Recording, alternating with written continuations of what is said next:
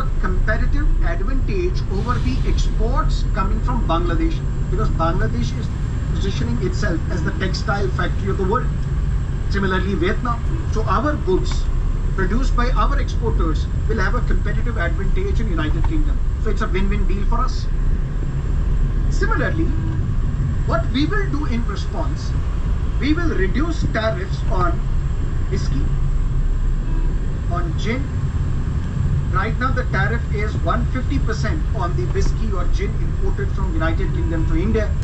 We will reduce it to 75% once the deal will take place. And then over a period of 10 years, we will further reduce these tariffs to 40%. This may be a win-win situation for an Indian consumer, for the exporters from United Kingdom to India, but it will or it may impact the alcohol beverage industry in India.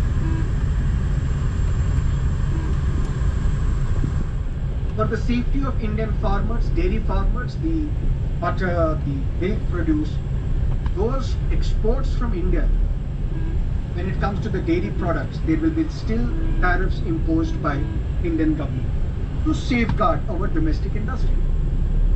Then there is something else known as contribution convention agreement, or double contribution convention agreement. What is this? Listen to me carefully. There are Indian engineers or Indian workers who travel to United Kingdom on short-term projects.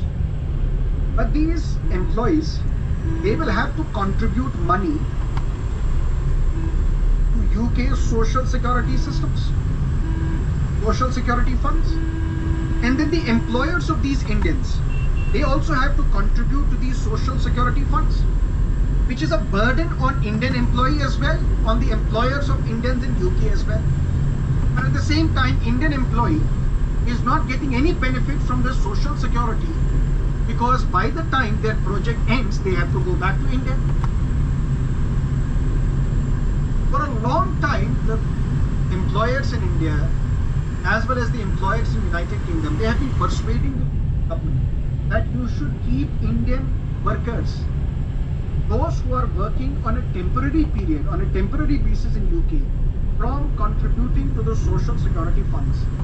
And that is what we call double contribution convention agreement. Because right now we are contributing doubly. We are contributing as an Indian employee to EPFO as well, and then to social security funds in UK as well.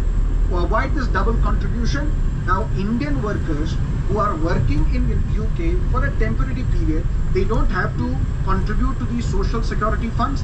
Neither has the employer of this Indian who is working in UK for a short period contributed to social security funds. And similar agreement we have with other countries as well. For example, Belgium, for example, Germany, for example, Switzerland, for example, France, for example, South Korea, the Samsung industry, Netherlands, Denmark. Which means Indians going abroad for employment are not required to contribute towards social security schemes in these countries, because they are contributing to EPFO in India. Only if you are working there for a short term, on a short project, after that you will come back. This is also part of this India-UK free trade agreement, where India and UK also have agreed over this double contribution convention agreement, where Indian employees in UK working on a short-term period are not required to